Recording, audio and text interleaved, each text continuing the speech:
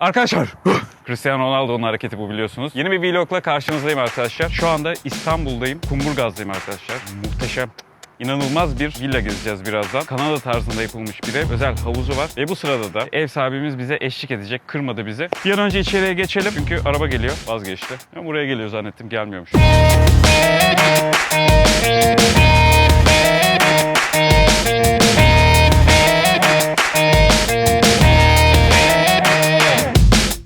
Adem abi bizi karşılayacak. Yukarıda da devam edeceğiz çekime. Böyle güzel bir girişi var ve özel otoparkı var. Bak şunu da göstereyim bu arada. Görüyorsunuz. Adı da Beyaz Konak. Görüyor musun? Adem abi Galatasaraylı mı acaba? Bu arada şurayı da göstereyim. Kapalı garajı görüyorsunuz. 2 araçlık yeri var burada. Adem abinin arabaları. Güzel arabalar. Ve bizi böyle bir giriş karşılıyor. Bu arada kanalıma abone olmayı, yorum yazmayı, like atmayı unutmayın. Please like, subscribe and comment below. İngilizce bildiğimi de burada. Bugün günlerden cumartesi canlı yayında bu evi görenler oldu. Canlı yayınları kaçırmayın o yüzden. İlk önce evin içerisini gezelim arkadaşlar. Ardından da şu bahçeyi göstereceğim size. Şöyle küçük bir hint vereyim. Ön tarafta da havuz var. Let's go inside. Heyecanlıyım. Daha önce böyle detaylı bir ev gezmemiştik arkadaşlar ve şurada da bir ufaklığımız var. Bayağı bir büyük kendisi, onu da göstereceğim sonra. Kapıyı çalalım. Bu arada arkadaşlar evde yaşandığı için malum nedenlerden galoş giyeceğiz. Adem abi. Merhaba. Hoş Nasılsın? geldiniz. Çok teşekkür ederim. Sağ olun. Hoş geldiniz. Size de bahsetmiştim Adem abi. Dünyanın en enerjik insanlarından Çok teşekkür biri. ederim. Çok Sağ şıksın olun. abi. Çok teşekkür ederim. Sosyal güzelliğiniz. Şimdi Şeref verdiniz. Şöyle kapalı garajından şöyle biraz bir içeri baktık. Araçları da gösterdim. Böyle 2 araçlık otoparkımız var. Evin bahçesini en son anlatırım dedim. İçeriği bu arada ilk defa görüyorum ben de arkadaşlar. Hakikaten öyle. Burası giriş kısmımız. Salondan başlayalım Adem abi. Tamam, Hem salondan sohbet başlayalım. ede Tabii, memnuniyetle. devam Buyurun, edelim. tabii. Ben lokasyondan bahsettim. Benim hatırladığım 1200 metrekare arazi üzerine bir villamız var. Doğru. Müstakil arsa sanırım. Evet. Geri kalan iç detayları da senin olmanı o kadar çok istedim ki. Çünkü bahçede o ince detayları gördüm ve dedim ki bunu kesin dedim Adem abinin anlatması lazım. Yaparken ne düşündün? Nasıl fikirler geldi? Nereden esti? Kanada tarzı olduğunu anlattım. Biraz hani böyle rengine ihtiyacım var. Eyvallah. Enerjine. Memnuniyetle. Bu Kanada evi 2 katlı, 396 metrekare, 5+2. Tamamen ahşap iskeleti. Demir ve beton yok. Bu canlı bir ev. Evin içinde nefes alıyorsun. Demir ve beton yok derken abi. Demir ve beton yok. Tamamı ahşap. Tamamı ahşap. Sadece yerde beton var. Duydunuz mu? Daha önce böyle bir yer gezmedik. ama Şimdi çok salonumuz keyifli. böyle 2 kısımdan. Bir yemek ve bir oturma kısmından oluşuyor. Doğru. Oraları böyle yavaş yavaş Abi buyurun. turluyorum buyurun. abi ben. Şöminemiz kışın kullanılıyor ve mükemmel bir ısısı var. Arkadaşlar burada çok güzel bir şöminemiz var. Burada yine gördüğünüz gibi, bu yine Kanada evlerinde de ben fotoğraflarda görmüştüm. Cam ve cam detayları da herhalde onlardan esinlenilmiş. Tabii. İthaldir bütün... Ürünler de ithal. Tabii. Aynen ithaldir. %80'i evin içi ve dışı, %80 ithaldir. İthal. Burada arkadaşlar bir televizyon arkası ünitemiz var. Burada da kendi eşyaları var Adem Beylerin. Adem abinin. Nasıl istiyorsan öyle söyleyebilirsin, hitap edebilirsin. Evimizin salonun ortası böyle bir ferah alan olarak devam ediyor. Çünkü buradan da bir bahçeye çıkış alanı var. Ve bu tarafta da yemek masası bölümü var. 8 kişilik bir yemek masası takımımız var. Adem abi, burada keyifli yemekler veriliyor herhalde. Ya tabii. Yanıma gel abi. Abi burayı ne zaman yaptınız? Burayı 2015'te yaptık. 2021 6 yıllık bir ev. Daha dün yapılmış gibi. Tabii yani düzgün kullanırız, temiz kullanırız. Eşimle benim sadece. Çocuklarımız evlenir, torunlarımız olur. Onlarla birlikte yaşarız diye biraz büyük yaptık. Hayat maalesef düşündüğün gibi, hayal ettiğin gibi gitmiyor. Evet. Onlar evlendi, evleri uzak yerlere gittiler. Ayda bir sefer geliyorlar. Savaş'a da buradan çok selamlar. Evet, sağ olsunlar. Yine bizi boş bırakmıyorlar ama ev büyük geldiği için biraz daha küçük bir yere çıkmak istiyoruz. Onun için Taşımayı da düşünüyorsunuz aynı tabii zamanda. taşınacağız. Buradan da mutfağa geçişimiz Tabii var herhalde. mutfağa geçişimiz var buradan. Oradan bir mutfağa doğru bakalım Adem abi. Arkadaşlar şu anda giriş katındayız hala. Devam ediyoruz. Salonu tamamladık. Şimdi mutfak kısmındayız. Mutfağın bu arada 2 tane de giriş var. Hem antreden hem de salondan. Tamamen ankastradır, dolaplarımız. Şu ana kadar gördüğüm en güzel Tabii. mutfaklardan. Bulaşık makinemiz ankastra, fırınımız vesaire. Buradan Lavabomuz. çok güzel bir manzaramız vardır, bahçe. Bak eşime gül gibi bahçesi yaptım, gül göbeği. O tamamen böyle yapraklar gözükmüyor, tamamen üzeri gül oluyor. İlk sezonu bitirdi, şimdi ikinci sezona tomurcuklar açtı. Yaklaşık 15 gün sonra yine aynı gül dolacak onun üzere. Yengemiz çok şanslı. Senin gibi düşünceli birisi var. Bir erkek hayatında doğru eşi yakaladığı zaman bu dünyası cennet olur. İnşallah bize de kısmet olur arkadaşlar. Hayat yoldaşı çok önemli. Hayat dostu. Tecrübeyle konuşuyorum, yaşanmışlık. Tabii, yaşanmışlık. Yaşanmıştık. Burada da bahçeye çıkışımız var, terasa. Burayı en son göstereceğim arkadaşlar size. Bu Bu arada buzdolabı da tahmin ediyorum Adem abi burada. Tabii. Buzdolabı Açabilir o. miyim? Tabii açabilirsin. Adem abiden izin aldık. Şöyle göstereyim. Çift kapaklı bir buzdolabımız var. Gördüğünüz gibi dolaplarda gizlenmiş vaziyette. Burada da mutfak malzemelerimiz devam ediyor. Gerçekten güzel ve Ada Mutfak devam ediyor arkadaşlar. Bunları incelemenizi istiyorum. Gerçekten şık, keyifli bir mutfak yapmışlar. Burada bir kapı var. Şuraya bir bakalım. Evet, burası merdiven altı depo şeklinde. Arkadaşlar girişte tahmin ediyorum Portmanto. portmantomuz var. Böyle bir kapak ilk defa gördüm abi. Kocaman. Sanki böyle bir ayrı bir eve giriş, odaya giriş varmış gibi. Evet. Gördüğünüz gibi çok ferah bir alan var. Yeni ev yapacaklar varsa akıllarına fikir olabilir. Burada ne var Adem Buyurun. abi? Burası tesisat odası. Burası günlük kullanma tuvaletimiz. Tuvalete de şöyle gelin bakın. Arka bahçeye bakıyor. Çok şık.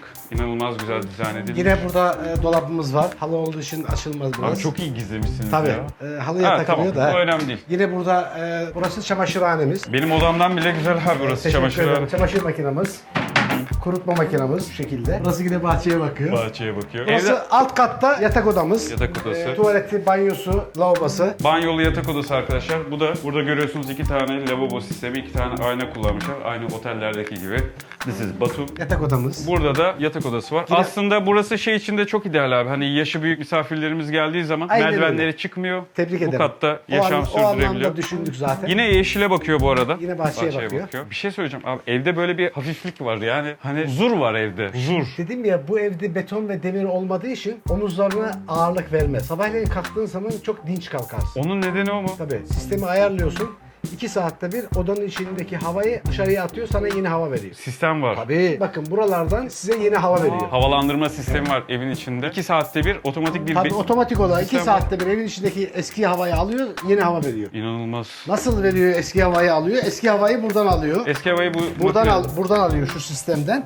Vakumluyor tamamını. Daha sonra üstten bakın hep Bütün her yerde var. tabii her yerde var. Sen Yine- göstermesen ben hayatta Tabii. bakmakla görmek arasındaki fark. Buyurun çıkalım üst kata. Merdivenlerimiz de çok Merdivenlerimiz. şık. Ben mi çıkayım gördüğünüz önce gibi. siz mi? Abi siz lütfen Buyurun. önden. Buyurun. Arkadaşlar gerçekten çok ferah bir villa. Gerçekten çok ferah bir villa. İkinci salonumuz. O kadar aynı evleri gezmekten şey olmuşuz ki. Sıkılmış demeyeyim de. Bu çok farklı geldi bana. Şuradaki merdiven holünü de göstereyim. Burada güzel bir avizemiz var. Aynı o filmlerde, dizilerde izlediğiniz Amerikan Kanada evlerinin bir benzeri şu anda burada. İstanbul'da. Ve bunu yaşıyoruz şu anda. İkinci katımızda burada bir oturma alanı Tabii kısmımız mevcut. var. Televizyonumuz mevcut. Burada bir balkon var. Çıkabilir miyiz abi? Bence sonra çıkalım. Buradan görüntü alabilir. Terlikleri Arkadaşlar şöyle manzarayı çıkarmamız lazım. izleyebilirsiniz. Tamamen deniz. Full deniz manzaralı Marmara Denizi. Buraya çıkıyor musun abi arada? Arada akşamları çocuklar geldiği zaman orada Keyif nargile yapıyorsunuz. keyfi yapıyorlar. Oo, güzel. Nargilelerini tutturuyorlar. Şimdi şöyle yapalım buyurun. Bir yatak odamız burada var. Arkadaşlar şimdi yatak odalarını gezmeye başladık. Üst kattaki. Ne kadar ferah abi. Bembeyaz. Evet. Cennet gibi. Teşekkür ederim. Ne kadar aydınlık ya. Çok aydınlıktır. Zaten bu evin Akşam özelliği o. gün Tamamen batsa bile aydınlık. aydınlıktır burası. Tabii aynen öyle. Arkadaşlar Her taraftan görüyorsunuz. güneş alır evin içi. Arkamızda evimizin özel havuz manzarası var buradan görüyorsunuz. Ve yani şey gibi böyle sanki içeride güneş var. Onu yaşıyoruz abi. Dibimde güneş var. Bak şimdi mesela hava kapattı hala aydınlık. Burada da bir banyomuz var. Burası sizin oda mı abi? Hayır. Burası Orası değil. sürpriz bizim oda yani. Sürpriz. Burada da güzel bir banyomuz var arkadaşlar. Renkli şekilde dekore edilmiş. Gerçekten çok şık lavabosunu görüyorsunuz. Aynayı görüyorsunuz özellikle. Her şey ahşap. Kapılar ne abi bu arada? Kapılar da yine ahşap. Ahşap. Tabii. Kapı kilidini görüyorsunuz değil mi Burası, arkadaşlar? Ne kadar ince düşünülmüş. Burası ikinci bir yatak odamız. Yine banyosu. Banyodan başlayalım Tabii, banyodan gezmeye. başlayalım. Arkadaşlar burada diğer yatak odamızın banyosu var. Burası da oda gibi büyük abi. Öyle mi planladınız Evet özellikle? öyle planladık. Rahat olsun, geniş olsun, ferah olsun. Bazı banyolara giriyoruz tamam mı? Küçücük abi. Maalesef. Oturuyorsun kalkıyorsun ve bu villada ama inanılmaz. Bu villa değil, bu konak.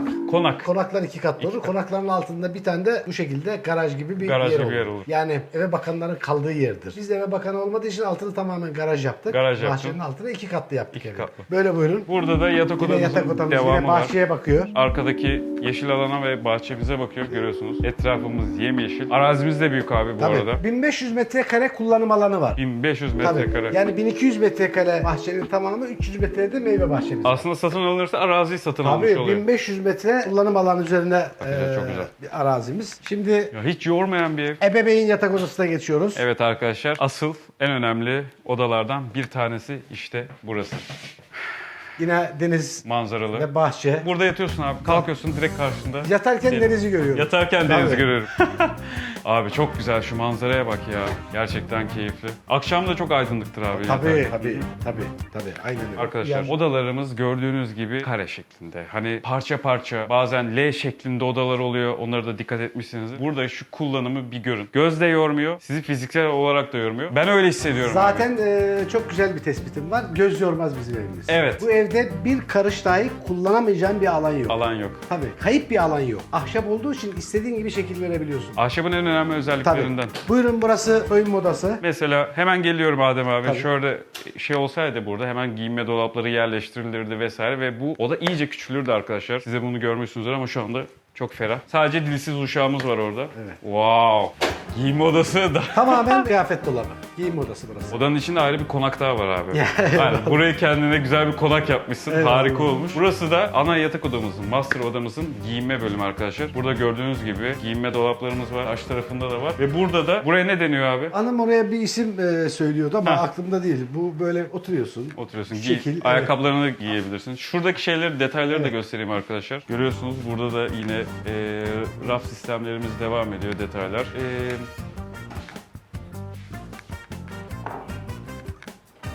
Sıcak bastı. Dolaplarımız asansörlüdür. Bakın, Ha, onlar aşağı iner. Tabii. Oo. indiriyorsun. Bunlar sizin gömlekler abi. Eyvallah. Hepsinde asansör diyoruz. Asansörlü. Kaydırmalı. Adem abi çok detaylı vallahi her şey. Her şeyde senin parmağının olduğunu hissediyorum böyle. Evin içi hanımın, benim değil. Bahçe benim. Bahçe senin. Projede mimarlığa, iç mimarlığa oturduğu işi tek tek onlar karar veriyor. Bahçeye de ben karar veriyorum. Harika bir işbirliği olmuş. Eyvallah. Zaten bahçe sürpriz yerlerden bir tanesi. Banyoya girebilir miyiz? Tabii, Adem buyurun abi? lütfen. Arkadaşlar gelin, burada da master yatak odamızın, ana yatak odamızın banyosu. 2 tane lavabomuz var görüyorsunuz. 2 tane ayrı ayna. Bence bu en önemli özelliklerden bir tanesi. Birlikte yaşam sürenler için. Aynı zamanda da jacuzzi'miz var. Jacuzzi keyfi yapılıyor burada. Kullanıyor musunuz abi? Kullanıyoruz. Kullanmaz olur muyuz? Burada da yine duşumuz var. Kışın daha jacuzzi güzel oluyor. Sıcak suyu dolduruyorsun köpüklü. Köpüklü. Çok dinlendirici oluyor. Keyif yapıyorum Keyifli diyorsun. oluyor, evet. Burası da gerçekten kaç metrekare abi bura? Valla işte bayağı şimdi 20 metrekare falan var burası. diğer tarafta 2 tane yatak odası var. Burada başrollerde ben ve hanım olduğum için tek yaptık. Tek yaptınız. Daha büyük oldu. Daha büyük oldu. Tabii. Çok güzel. Banyo oda gibi, giyinme Evet. bölümü oda gibi. Oda zaten apayrı bir dünya. Şu manzaraya bir daha bakın arkadaşlar. Gözden kaçmasın. Bu arada karşıdaki Marmara'nın diğer tarafını görebiliyoruz. Edremit mi oluyor abi karşısı? Çanakkale, Edremit, o Erdek. kesim. Erdek Erdek, galiba. bravo. Erdek. Tavan yüksekliklerimiz de çok Tavan iyi bu arada. yüksekliklerimiz çok ferahtır. Ben size şöyle söyleyeyim. 3 metreye yakın bir tavan yüksekliğimiz var. 2,93 metre. Evi tabii en ferah kılan özelliklerden biri ve en önemli özelliği de 2 katlı olması evin arkadaşlar. Tabii. Kullanımı çok rahat. Akıyor ev. Bravo. Ev akıyor. Sizi yormuyor. Yormuyor. Yani böyle fazla oda, fazla kullanmadığın bir alan yok. Her Evet. tarafı kullanıyorsun. Oturmak için yapmışsınız. Bravo. O yüzden her ince detay ben nasıl keyif alırım, nasıl mutlu olurum ona göre düzenlemişsiniz abi. Tam insan yaşamına uygun. Nam olsun diye bir ev yapmadık. Keyif Evet, olsun diye. Keyif bir ev olsun diye yaptık. bir yer. Tabii. Bu arada şu şeyi de tekrar göstereceğim. Benim gözüme takılan güzel bir özellik oldu. Havalandırma sistemleri her yerde devam ediyor. Tabii, her yer. Arkadaşlar görüyorsunuz tavanda da. 2 saatte bir temiz hava veriyor. Şurada ne var abi? Burada Ortak bakın, tuvalet. Bu sistemin devamı. Sistemin devamı. Bak, çalıştığı zaman sistem evin içindeki şimdi şöyle.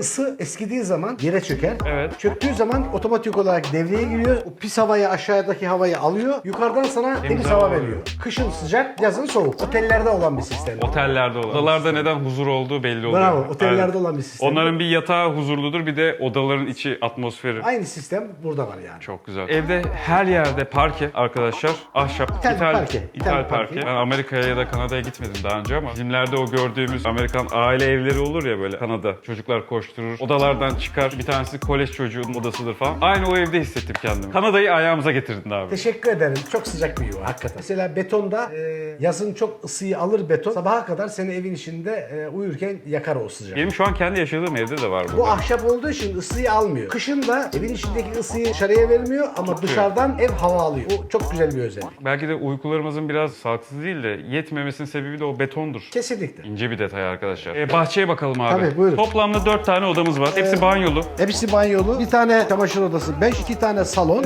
Ana kapıdan mı çıkalım bahçeleri gezmek için? Ana kapıdan çıkıp buraya Tamam. gezip Öyle yapalım. Ana kapıdan çıkalım. Buyurun. alarmımız da var. Tabii, Bu arada alarm arkadaşlar sistemi gördüğünüz gibi. ve teknik anlamda evin her yerinde kamera var. Böyle mutfaktan geçelim arzu ederseniz. Bu süpürge sistemi mi abi? Tabii, süpürge. Ha bak önemli Tabii. detay. Süpürgeyi aparatına takıyorsun buraya. Evin tamamını süpürüyorsun. Deposu burada. Ha, Bakın. anladım. Şu aparatı takıyorsun oraya. Sadece Başlıyorsun temizleme. Şu ucunu kullanıyorsun. O şekilde. Hayat ne kadar rahatmış abi. Elektrik süpürgesini topla, kablosunu Hayır, çek, yok, şey yap. yok. Çok Harika. rahat. Temizlenmesi de, kullanımı da çok rahat. Buradan mı çıkalım Hadi abi? buradan çıkalım, buyurun. Arkadaşlar mutfaktan şimdi bahçeye geçiyoruz. Havuz ve bahçe turumuza başlayalım. Ben şunları bir çöpe atayım. Abi izninle güneş gözlüğümü takacağım. Tamam, çok güzel. Çok pardon, Yakışır. şunu da bir düzelteyim Yakışır ben. sana. Balkonumuz. Balkonumuz çok büyük, çok ferah. Gördüğünüz gibi ortada direk yok. Tamamen ahşap. Nefes alıyorsun. Nefes alıyoruz. Ne kadar önemli bir şey söyledi. Nefes alıyorsun. Alıyorsun. Şu keyfe bir huzura bakar mısın arkadaşlar? Burada bir oturma grubumuz var mesela. Burada karşılıklı arkadaşlarınız geliyor, misafirleriniz geliyor. Sohbet ediyorsunuz. Denize karşı uzanıp ne bileyim müzik dinle, kitap oku, kahveni iç. Yatak odasında bedenini dinlendiriyorsun. Bütün gün ruhunu dinlendiriyorsun. Burada zihnini... Ruhunu ve zihnini dinlendiriyorsun. Aynı anda denizi, toprağı ve karayı görüyorsun kafanı kaldırmadan. Bak, tek bakış açısıyla. Evet. Gökyüzü, deniz ve toprak. Benim gözüm bizim bahçeye takılıyor Yani. abi. Bahçe alıyor beni ya. Eyvallah. Buyurun. Gezdiğim en güzel bahçelerden biri hakikaten. Şu güzelliğe bak ya.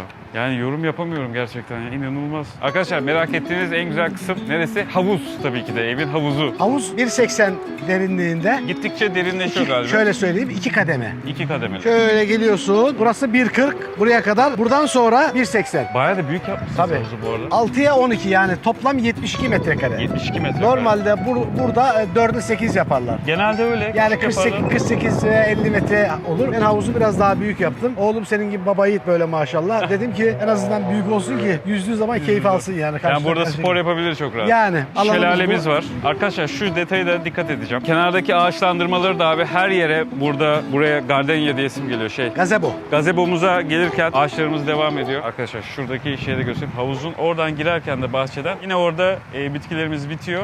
Size bir giriş alanı yaratmış. İnce detaylar abi. Bak burada da. Burada da var. Evet. Gazeboya girerken. Gazeboya girebiliriz Tabii abi. buyurun lütfen. Burada da arkadaşlar bir gazebomuz var. Bazıları çardak Çardak derler. de bilebilir. Burada da ayrı bir oturma alanımız var ve Salıncağımız. Bak burada da kitap okunur abi. Tabii burada da. Gel abi Tabii, burada. oturacağım mı anlamadım.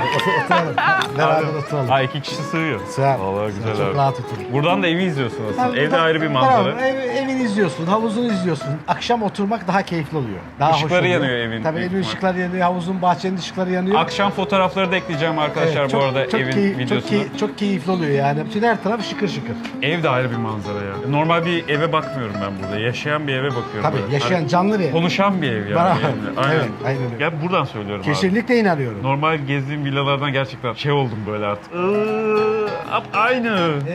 8 tane ev değiştirdim. 33 yıllık evliyim. Eksiklerimi tamamını bu evde tamamladım. Ustalık dönemimizi biz buraya kullandık. Arkadaşlar kafanızı çevirin bir bakın manzaraya, bizim oturduğumuz manzara. Salıncakta oturduğunda evi işte bu şekilde görüyorsun. Ya İstanbul değil gibi ya. Abi. İstanbul'a yakın. en Yok azından. olarak Tabii, yurt dışına mı getirdin bizi abi, ne yaptın? Zaten bu Pasaportsuz yurt dışı seyahat istiyorsanız arkadaşlar Adem abinin evini gezmeye gelebilirsiniz. İsterseniz satın da alabilirsiniz bu arada. Yani tabii anlaşabilirseniz. Eyvallah. Kapımız ve gönlümüz herkes açık. Devam edelim abi bahçeye gezmeye. Buyurun. Barbekümüz var burada. Barbekümüzü yakıyoruz. Ağaçlardan da biraz bahsedelim. Bu ne ağacı abi? Çamın bir farklı kokusuna bir bakar mısınız? Böyle mi yapmak Tabii gerekiyor? böyle yapıyorsunuz tabii. Şimdi koklayın lütfen. Bunun çok güzel. parfümü de vardır. Çok güzel kokuyor. Parfümü de vardır bunun. Bilenler yoruma yazsın. Çok ilginç bir çam. Her köşede otomatik sulama hortumumuz vardır. Sabahleyin 5'te, bir de akşam saat 11'de. Sen kuruyorsun onun Tabii, saatini. saati var. Kendisi otomatik olarak Kendisi çalışır. otomatik çalışır. Sulama sistemi bu şekilde. Yaklaşık 70 Ha, tane, evet, gördüm. tabii 70 tane fiskiye vardır. Bahçe ve burası dahil. Ayrıyeten her köşede bu şekilde hortumlarım vardır. Ayrıca hortumumuz var. Burada, o köşede, diğer köşede 5 tane. 5 tane de Abi, öbür köşeye orada da var. Diğer köşede yaşamamı kolaylaştırıyorum. baştan bir kere yapıyorsun. Tabii. Ondan sonra hayat ne kadar rahat. Kesinlikle. Arkadaşlar eve kafanızı tekrar bir çevirip bakın. Neyse devam edelim bahçe. İnanılmaz şeyleri de görüyorsunuz, detayları. Bu manolya ağacı galiba. Manolya kokusuna koklayabilir misin lütfen? Aa, ben manolyanın çiçeğini... İnanılmaz. Arkadaşlar keşke Mükemmel burada bir olabilirsiniz. kokusu var, evet. Mükemmel ya. Kokusunu alabilirsiniz. Şurada hemen 200 metre sondaj kuyumuz var. Buradan su çıkıyor. İleride bahçenin altında 50 tonluk su depomuz var. Su depomuz var. Oradan da otomatik olarak bahçeyi sulamaya Burayı vesaire işletmek de, ya işletmek derken ayrı bir meziyet abi. Yani Yetenek. tabii, bravo. Bunun altında o zaman normalde bildiğimiz o kapaklardan var. Sen burayı şekillendirdin. Bravo. İşte o detaya değinmek istedim. Evet, Aynen. nostaljik olarak da bunu koyduk. Burada da su kuyumuz var arkadaşlar gördüğünüz gibi. Bahçe aydınlatmalarımız var. Gece komple dediğim gibi aydınlatma sistemi devam ediyor. Devam ediyor. Bu ne ağacı abi? Sümbül diyorlar buna. Çok tatlı renkleri var. Altında da güller var herhalde. Altında da güller var, evet. Bu ne abi? O da bir şemsiye diye ağacı. bir ağaç. Arkadaşlar hakikaten şemsiye gibi. Tabii, şemsiye. Yağmur yağdığında buraya saklanabiliriz. Evimizin dış kaplaması Dış kaplaması taştır. Yanmaz. Kesinlikle yanmaz. yanmaz Tabii. malzeme. Yukarıdan aşağı benzini dök, kibrit dışak 3 saate yanmaz. Yanmaz. Yağmur giderlerini de çok iyi gizlemişler. Hani çok belli olmasın diye. Ve size daha önce görmediğiniz bir detay göstereceğim. Benimle beraber gelin. Ben de bunu ilk defa gördüm. Görüyorsunuz ahşap işlemeleri. Bunlar evin hava almasını sağlıyor. Doğru, hava Gördüğünüz almasını gibi. sağlıyor. Her şey en ince detayına kadar düşünülmüş. Ve burada da İçerideki tesisatta klimaların, dışarıdaki motorlarda bunlar. arasına da bak çiçek koymuşsun ki kamufle olsun diye. Evet. Yani ne kadar güzel abi ya.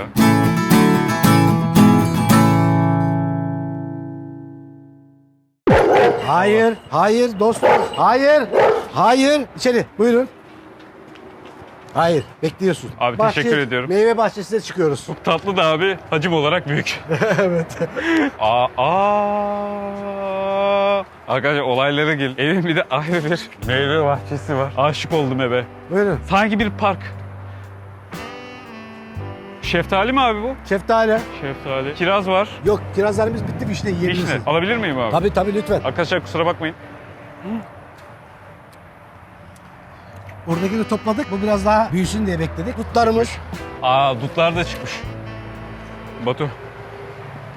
Tadı çok güzel abi. Arkadaşlar görüyorsunuz değil mi? Kocaman. Bu armutumuz. Armut ağacı da var arkadaşlar. Bu da siyah dutumuz. Siyah dut. siyah dut burada. Çok güzel ya. Kamerayı ilerle var. Anlar mısınız? Arka taraf elma. Elma ağacımız da var. Erik ağacımız var. Erik ağacımız da var şeftali, arkadaşlar. Şeftali, ayva, ayva ağacımız, muşmula. muşmula. Muşmula ağacı ilk defa yakından görüyorum abi. Nar. Nar. Bu da hurma. Hurma da var. Tabii hurma. Bak görüyor musunuz? Bunlar büyüyor, domates gibi oluyor kışın. O bildiğimiz Tabii. hurma mı? Hayır. Ha. Böyle domates gibi hurmalar var. Açık turuncu renk. Bravo, açık turuncu renk. Evet. Burası bir botanik bahçesi Tabii abi. burada 35 tane meyve Kocaman. ağacım var. 35 Bütün adet. meyve ağaçlarım var. Yani iğdeden tut, nardan, şeftali, elma, armut, kiraz, üzüm hepsi var. Özel yolda yapmışsın Tabii, abi. tabii. Rahat etsin diye. Her şey düzenlidir. Her şey düzenli. Nizami, Nizami. askeri usul. Disiplini severim ben. Disiplinli insan her zaman başarılı olur. Arkadaşlar disiplin çok önemli biliyorsunuz. Tabii. Aslında insanlar o disiplini zor anlar değil. Alıştığın zaman sana yaşamda kolaylık sağlar disiplin. Ben de her sabah kalkarım abi. 6.30-8 arası spor yaparım. Salonda bir de koşu yaparım. O beni şey yapıyor, güne hazırlıyor. Her sabah çocukluğumdan beri yatağımı toplarım. Güne bir şey başarmış olarak başlıyorum. Hani o da benim gün içerisine etki ediyor böyle baştan sona. Kalkıyorum direkt toplamaya başlıyorum. Buyurun. Meyve ağaçları orada devam ediyor galiba. Devam ediyor. Orada da Kirazı, çeşitli narı. ağaçlarımız var. Vişne var. Şu ne ağacı abi? Büyük olan arkadaki. O kiraz ağacı o bitti. Mevsimi geçti arkadaşlar. Topladık kirazı. Meyve sebze almıyorsunuzdur herhalde abi marketten. Meyve almam. Meyve yazın yetiyor bize. Batum. Ne kadar güzel değil mi? Çekirdeklerini atabiliriz. İnşallah yenileri doğar. Şöyle evi de alabilirsin arzu edersen. Senin enerjik olmanın sebebini buldum abi. Buldun değil mi? Bravo. Arkadaşlar çok güzel burası ya. Aşağı- Abi arada gelebilir miyim buraya geldiğinde? Tabii her zaman ne demek. Biz sonra Ne mı demek? inelim abi? Ne demek? Gelelim mi? Gelebilirsiniz tabii. Lütfen. Yolun buraya düştü mü? Alo diyor, müsait misin? Gel sohbet edelim, çay Adem kahve abi, içelim. Muhteşemsin ya. Bu şekilde devam edeyim. Ben burayı açayım. Arkadaşlar meyve Hayır, bahçemizi gezdik. hayır. Yan bahçeyi de gezdik. Burası hatırlıyorsanız evin girişi. Adem abi bize bir meyve şöleni yaptı. Kiraz yedik, dut yedik. Hepsi de taptaze. Gerçekten yaşayan, Evimizin girişi. hareket eden bir ev. Arkadaşlar bu arada önemli bir bilgiden de bahsetmek istiyorum. Ön bahçeye geçelim. Aynı zamanda evimiz şu anda satışta. Belli bir fiyatı da var tabii ki de. Şu an ne kadar istiyoruz abi? 1 milyon dolar. 1 milyon dolar. Full istiyoruz. eşyalı yani. Anahtar teslim. Anahtar teslim. Görüntüde ne gördülerse. Ben buradan sadece aracımın arkasına özel eşyalarımı yani bagaja sığacak eşyalarımı alıyorum. Geri kalan hiçbir şey almıyorum. Yolluk bir de meyve alırsın abi belki. Ha, değil mi? Eyvallah, eyvallah. Şeftali. Zihnim orada, bedenim Evet, burada. doğru. Daha önceden de seninle sohbet etme imkanı bulduk. Ondan bahsedeyim. Adem abi en az bir 20 tane ülke gezmiş. 23 tane. Hangi ülkeleri gezdin abi? Valla Amerika, İngiltere, Fransa, Almanya, Mekke, Kabe, Uzak Doğu, Her yere gitmişsin abi. Rusya'ya 4 sefer gittim. Seviyorum Rusya'ya. Gençken çok giderdim Rusya'ya. Artık şimdi gidemiyoruz. Ah Uğur Böceği geldi abi. Bak ne kadar kısmetli bir adam. Kısmetli. Soğuk ülkeler de güzel abi. Eyvallah. Kuzeye çıkmak lazım arada. Kesin arasına çıkmak lazım. Bu arada arkadaşlar mail adresimi buraya bırakıyorum. Eğer bu evi satın almak isterseniz benimle iletişime geçebilirsiniz. Adem abiler gördüğünüz gibi tekrar seyahatine devam edecek. Çok felsefi olacak ama tebdili mekanda ferahlık vardır. İnsan hareket eden bir canlıdır. Genetiklerimizde de bir şey vardır hep. Göç, hareket. Ben de mesela ofiste bir saat oturayım dayanamıyorum abi. Hemen hareket etmem lazım. Dışarı çıkmam lazım. Öyle bir hissiyatım var. Sizde de bu enerjiyi alıyorum abi. Bizi ağırladığınız için teşekkür ederiz. Biz teşekkür ederiz. Şeref verdiniz. Ayağınıza sağlık. Harika bir tur oldu. Güzel de bir villa gezmiş olduk. İlk defa böyle bir ev gezdim açıkçası. Çok teşekkür ederim. Gözlerimi hala alamıyorum. Detaylara bakıyorum Sağ bu olasın. arada. İnce detaylar büyük resmi oluşturur ve insanları sonuca götürür. Sünger gibi emmeden sonuca gidersen başarısız olursun. Genç takipçilerime de kulaklarınız açık olsun. Benim de öyle arkadaşlar. Gençler olarak mentorları, fikir veren insanlara ihtiyaçlarımız var abi. Adem abi görüşürüz. Görüşürüz. Yolunuz bahtınız açık olsun. Çok teşekkürler. Başarılar Arkadaşlar diliyorum. abone olmayı, yorum yazmayı, like atmayı unutmuyorsunuz biliyorsunuz. Beğeni atmayı. Bir sonraki vloga kadar ne yapıyorsunuz? Kendinize çok iyi bakıyorsunuz. Sizi çok seviyorum. Öptüm.